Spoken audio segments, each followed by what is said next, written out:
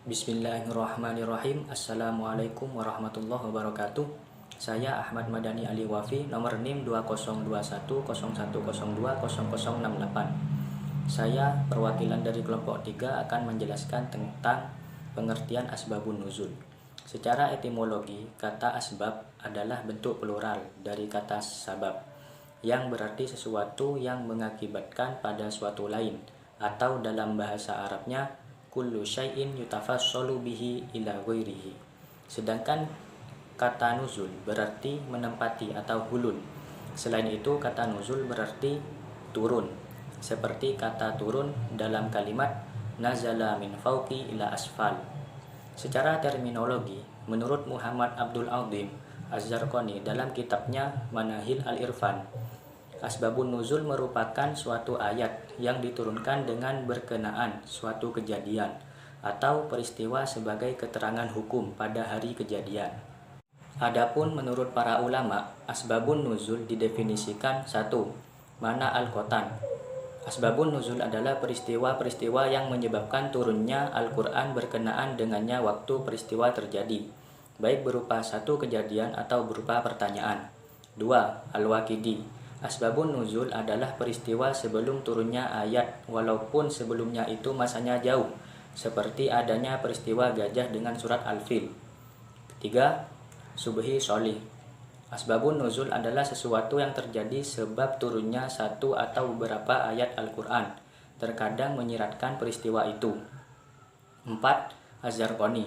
Asbabun nuzul adalah sesuatu yang terjadi serta ada hubungannya dengan turunnya ayat Al-Quran sebagai penjelas hukum pada saat peristiwa terjadi. 5. As-Sobuni.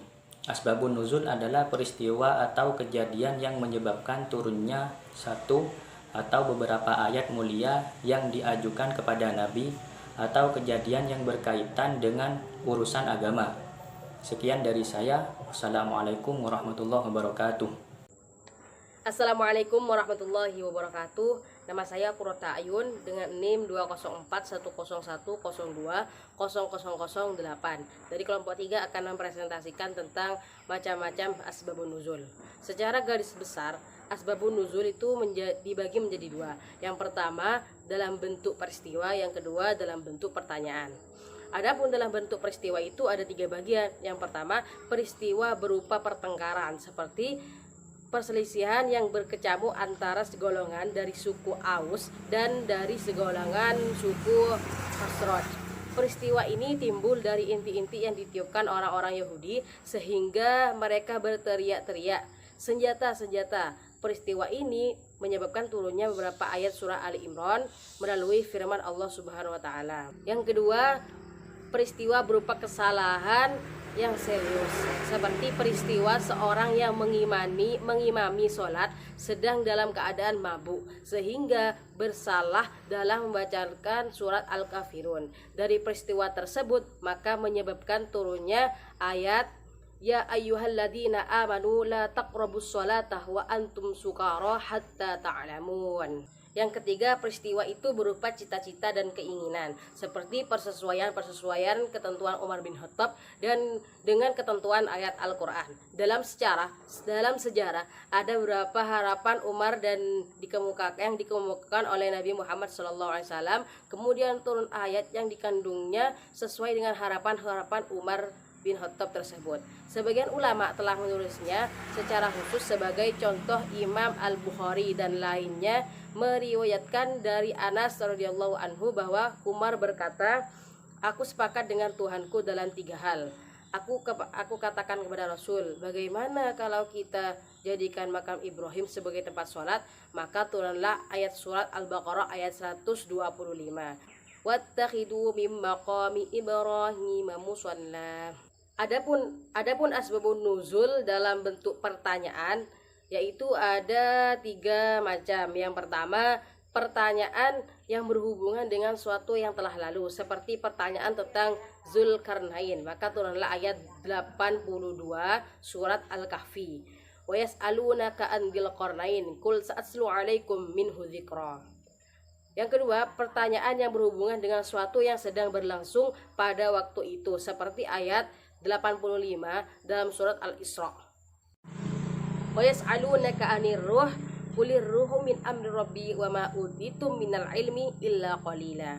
Yang ketiga, pertanyaan yang berhubungan dengan masa yang akan datang seperti ayat 42 dari surat An-Nazi'at, yaitu yas'alunaka 'anis sa'ati ayyana mursaha. Mungkin cukup sekian yang dapat saya presentasikan hari ini. Kurang lebihnya mohon maaf. Wassalamualaikum warahmatullahi wabarakatuh. Saya Nur Rohid, nomor NIM 202101020007. Kemudian yang C yaitu ungkapan atau redaksi asbabun nuzul. Redaksi yang jelas atau sahih menunjukkan bahwa sebab nuzul itu dibagi menjadi 3 tingkatan. Yang pertama yaitu diungkapkan dengan sebab seperti sabab nuzul al-kaza. Ini adalah redaksi yang jelas-jelas menggunakan pengertian penyebab diturunkannya sebuah ayat dan tidak memiliki kemungkinan mana lain. Yang kedua yaitu diungkapkan dengan fa jawab setelah menerangkan peristiwa terkait dengan penurunan ayat. Yang ketiga yaitu jawaban Rasulullah SAW atas sebuah pertanyaan yang diajukan kepada beliau.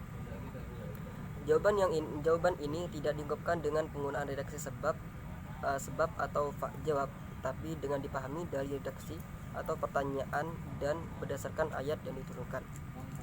Mungkin ini saja yang bisa saya sampaikan, kurang lebihnya Wassalamualaikum warahmatullahi wabarakatuh. Assalamualaikum warahmatullahi wabarakatuh. Saya Aniatul Nafiah dengan NIM 2021010200774. Saya perwakilan dari kelompok 3 akan menjelaskan tentang urgensi dan kegunaan mempelajari asbabun nuzul. Yang pertama yaitu saya akan menjelaskan tentang urgensi mempelajari asbabun nuzul. Yaitu yang pertama, penegasan bahwa ayat-ayat Al-Quran itu benar-benar dari Allah. Yang kedua, penegasan bahwa Allah benar-benar memberikan perhatian penuh pada Rasulullah SAW dalam menjalankan misi risalahnya. Yang ketiga, penegasan bahwa Allah selalu bersama para hambanya dengan menghilangkan duka cita mereka. Yang keempat, sarana memahami ayat secara tepat. Yang kelima, mengatasi keraguan ayat yang diduga mengandung pengertian umum. Dan yang keenam, mengkhususkan hukum yang terkandung dalam Al-Quran. Yang ketujuh, mengidentifikasikan pelaku yang menyebabkan turunnya Al-Quran. Yang kedelapan, memudahkan untuk menghafal dan memahami ayat serta untuk memantapkan wahyu di hati orang yang mendengarnya. Yang kesembilan, mengetahui makna secara rahasia yang terkandung dalam Al-Quran. Dan yang terakhir yaitu seorang dapat menentukan apakah ayat mengandung pesan khusus atau umum dalam keadaan bagaimana ayat itu mesti diterapkan. Selanjutnya, saya akan menjelaskan tentang kegunaan mempelajari asbabun nuzul. Yang pertama yaitu membantu dalam memahami pesan ayat Al-Quran, sekaligus cara efektif dalam mengatasi kesulitan untuk menangkap maksudnya, sehingga terhindar dari kesalahan yang fatal dalam menafsirkannya. 2. Mengatasi keraguan dalam ayat yang diduga mengandung pengertian umum. Yang ketiga yaitu memberikan petunjuk tentang adanya ayat-ayat tertentu yang memiliki kekhususan hukum tertentu, sebagaimana pemahaman yang dikemukakan oleh kalangan yang mengedepankan bahwa yang menjadi pedagang adalah sebab yang bersifat khusus, bukan bentuk keumuman lafaz. Yang keempat, membantu dalam mengidentifikasi pelaku yang menyebutkan turunnya ayat dan menghindarkan kesalahan dalam menentukan pelaku tersebut. Yang kelima, membantu dan memudahkan penghafalan dan peresapan kandungan makna ayat ke dalam hati seseorang yang memperhatikannya. Dan yang terakhir yaitu memudahkan dalam mengidentifikasi gejala-gejala moral dan sosial yang terjadi di kalangan masyarakat Arab pada masa turunnya Al-Quran, dan bagaimana sikap dan cara Al-Quran dalam mentransformasikan gejala tersebut sehingga sejalan dengan pandangan dunia dan petunjuknya. Sekian dari saya, kurang lebihnya mohon maaf. Wassalamualaikum warahmatullahi wabarakatuh.